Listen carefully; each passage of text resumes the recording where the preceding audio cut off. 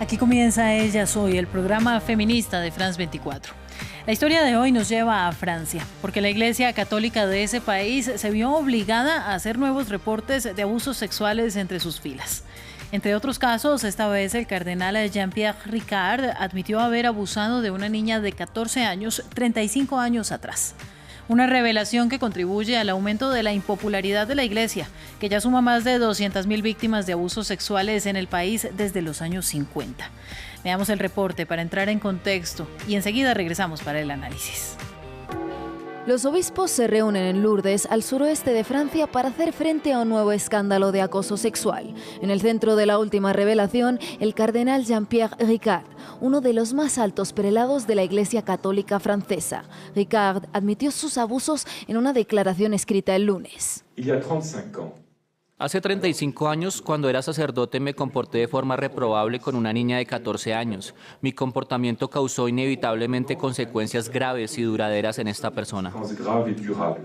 La confesión del cardenal se produce apenas un mes después de otro caso de abusos sexuales que sacudió a la Iglesia Católica. El exobispo del Créteil, Michel Santier, se retiró el año pasado tras ser acusado de hacer desnudar a chicos jóvenes por cada pecado confesado. Una investigación independiente realizada en 2021 estimó más de 200.000 víctimas de abusos por parte del clero en Francia desde los años 50. El hecho de la celebración de esta rueda de prensa sobre la revelación relativa al cardenal Ricard, todo está evidentemente relacionado. Hay una mayor concienciación en la Iglesia Católica. 11 exobispos franceses han sido acusados de violencia sexual o de no denunciar los casos de abuso y se enfrentan a un juicio o a un tribunal eclesiástico. Los obispos deben anunciar el martes las medidas disciplinarias que pondrán en marcha para acabar con la impunidad en la Iglesia. La conversación sobre este tema es con Silvia Roxana Piceda, cofundadora de Adultes por los Derechos de la Infancia, un colectivo independiente y conformado por sobrevivientes de abuso que busca dar visibilidad al delito de abuso sexual en la infancia con la finalidad de incidir en la defensa de la niñez y también de sus derechos. Silvia, gracias a usted por darnos de su tiempo y de su experiencia. No, es un gusto estar hablando hoy acá con vos. Muchas gracias. Mire, Silvia, lamentablemente la Iglesia Católica nos da la oportunidad para seguir hablando de abusos y abusos además en la infancia. El Papa Francisco dijo recientemente que aunque a veces no se nota, la Iglesia Católica sí trabaja arduamente para combatir estos crímenes al interior de la institución. Y este reporte de obispos podría ser una muestra de ello. Sin embargo, quiero preguntarle a usted si cree que es cierto lo que dice el Papa, que ese trabajo arduo se está realizando.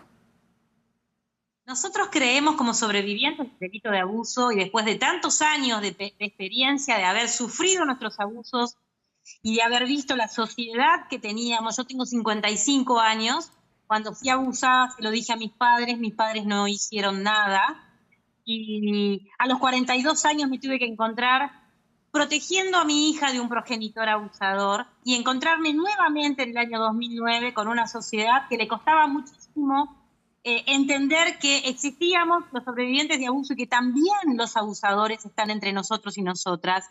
Y por eso digo, nosotros lo vemos con mucha esperanza, porque creemos que en verdad que una institución como la Iglesia Católica se vea obligada a replantearse su postura con respecto a los derechos humanos de infancia y de muchos de las personas que han formado parte de esta Iglesia Católica, que han sido responsables directos de una grave violación de derechos humanos de infancia, se ve obligada a tomar estas medidas.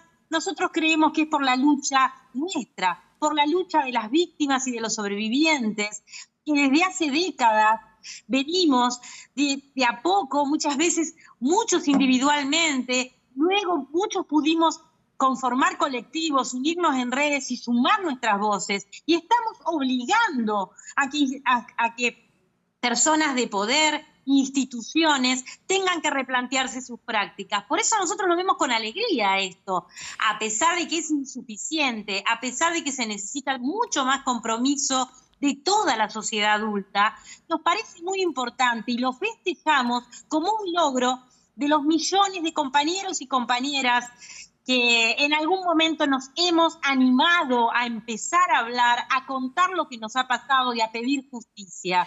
Mire, Creemos Silvia, de este lugar. La tengo que interrumpir para que vayamos haciendo más preguntas y avanzando en el tema, porque usted decía algo muy importante al inicio de su intervención y es bueno aclararlo también para nuestros televidentes, que esto no se trata simplemente de un señalamiento a la Iglesia Católica. Sucedió en este caso el reporte en el ámbito de la Iglesia Católica, pero el contexto de abuso de la infancia y en general de mujeres y bueno, en algunos casos de hombres también, se da en los entornos cercanos y eso es lo clave aquí. La mayoría de abusos ocurren por parte de personas conocidas, personas familiares, y esto es algo que está completamente normalizado. Al día de hoy la gente todavía no entiende la gravedad de que sucedan tocamientos no deseados, acoso callejero, acoso dentro del hogar y en los peores casos, por supuesto, abusos sexuales.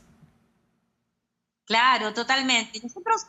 Nos parece muy importante estos gestos dentro de la Iglesia Católica, porque cada adulto y cada institución se tiene que hacer responsable de los actos de lo que ha hecho y que ha dañado infancias. Por eso nos parece un gesto importante y me parece que hay que continuar con esta búsqueda de verdad y con las denuncias de los que son sobrevivientes de los delitos de abuso eclesiástico, como en cualquier otro orden religioso o de cualquier ámbito.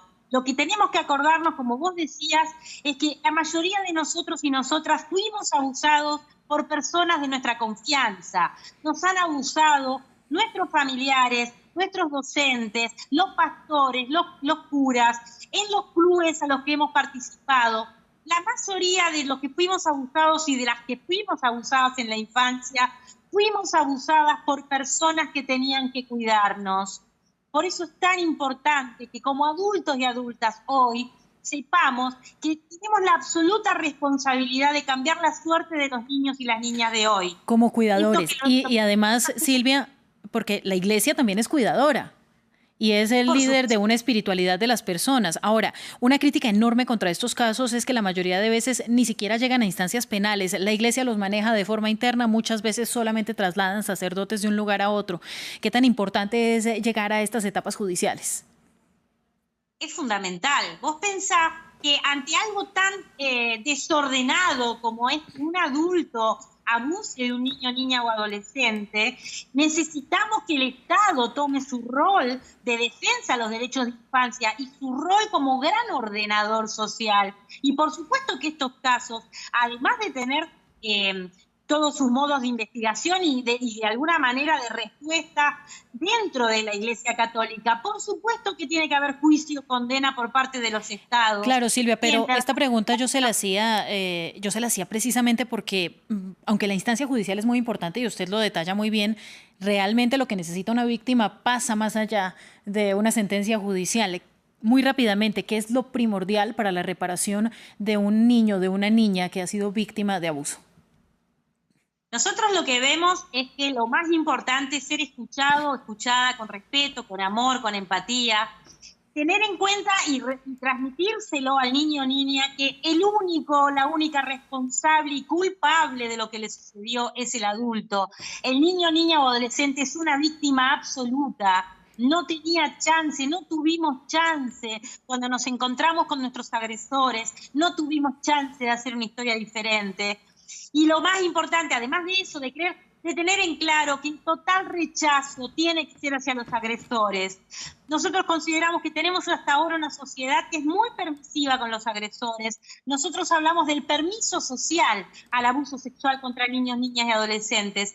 En las familias, en los entornos, tiene que producirse un profundo rechazo.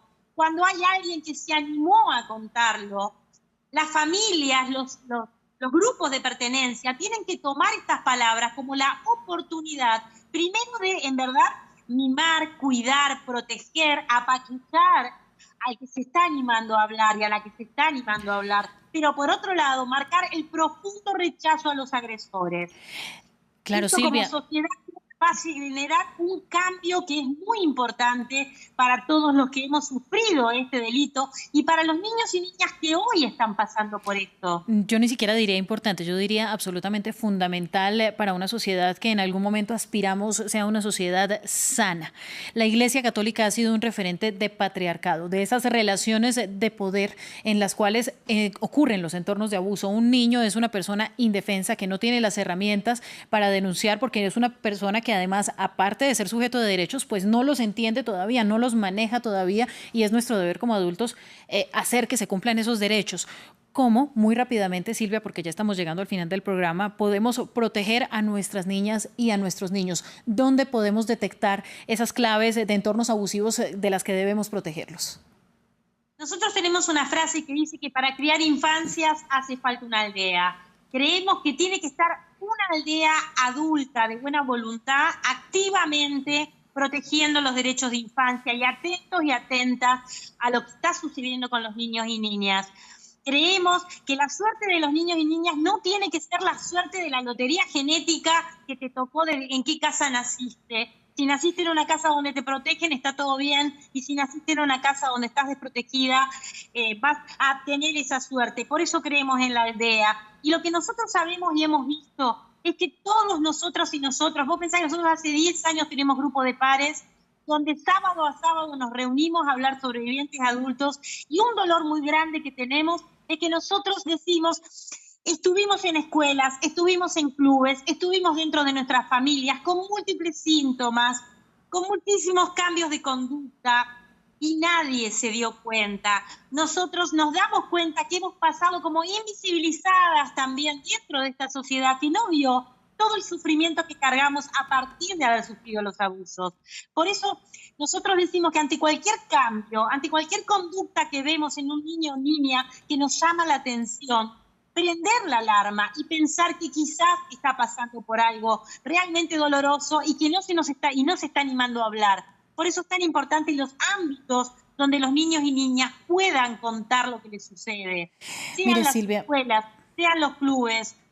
Hay que tener formación y muchas ganas de mirar a los niños y de salir a defenderlos activamente cuando pensamos que están sufriendo. Pues nos quedamos entonces con ese mensaje, Silvia. Gracias a usted y gracias a nuestros televidentes por la experiencia y el análisis acerca de cómo los entornos deben ser protectores para la infancia y para la adolescencia. Sigan en France 24 y en France24.com. Nos vemos próximamente en Ellas Hoy.